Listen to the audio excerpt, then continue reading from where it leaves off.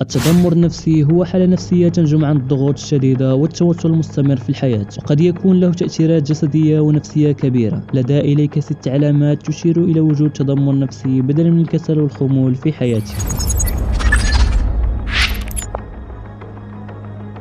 الإجهاد المستمر، وهو حالة تنجم عن تعرض الفرد لضغوطات نفسية بشكل متكرر ومتواصل دون فترات استراحة مناسبة، ويمكن أن يؤدي الإجهاد المستمر إلى تأثيرات سلبية على الصحة النفسية والجسدية، ويتضمن ذلك زيادة في مستويات التوتر والقلق، ويمكن أن يتسبب في مشاكل صحية مثل ارتفاع ضغط الدم ومشاكل النوم. وللتغلب على الإجهاد المستمر من المهم تطبيق تقنيات الاسترخاء وإدارة الوقت والبحث عن أساليب لتحقيق التوازن بين الحياة الشخصية والمهنية.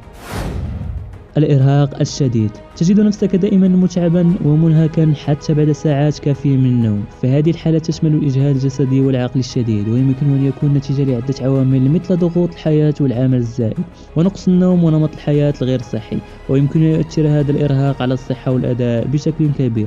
وللتغلب على الإرهاق الشديد يجب تولي العناية بصحتك الجسدية والنفسية، ويمكن ذلك من خلال تنظيم الوقت وممارسة التمارين الرياضية بانتظام والتغذية الصحية. كما يمكن أن تساعد استراتيجية الاسترخاء والتفكير الإيجابي على تخفيف من الضغط وزيادة الطاقة.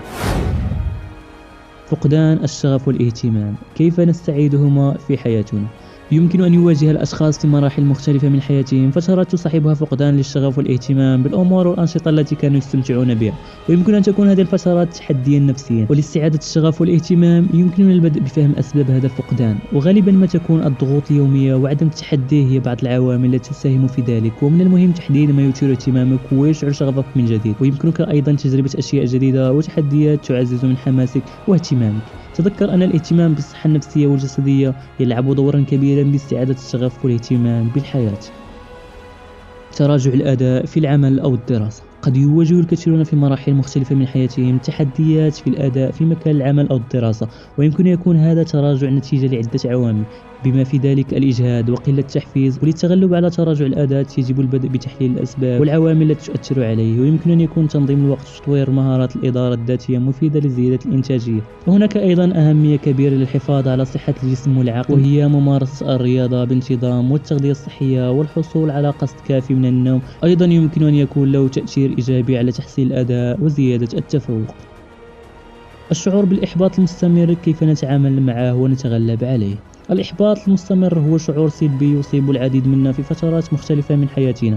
قد ينجم هذا الإحباط عن عدة عوامل مثل عدم تحقيق الأهداف المرسومة أو صعوبات مستمرة التي تواجهنا.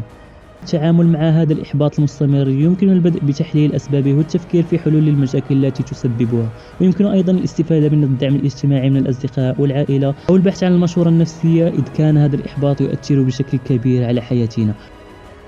التأثيرات الجسدية والصحية، الإجهاد له تأثير كبير على الصحة الجسدية، ويمكن أن يؤدي إلى ارتفاع ضغط الدم وتشنجات العضلات واضطرابات الهضم، ويضاعف حتى الجهاز المناعي. ولمواجهة هذا التأثير من المهم تطبيق استراتيجيات الاسترخاء والرياضة والنوم الكافي. ويجب أن يتم التعامل مع التذمر النفسي بجدية، حيث يمكن أن يؤثر سلبا على جودة حياتك. إن كنت تلاحظ أي من هذه العلامات فمن المهم البحث عن الدعم والعناية بصحتك النفسية والجسدية واستعادة التوازن والعافية.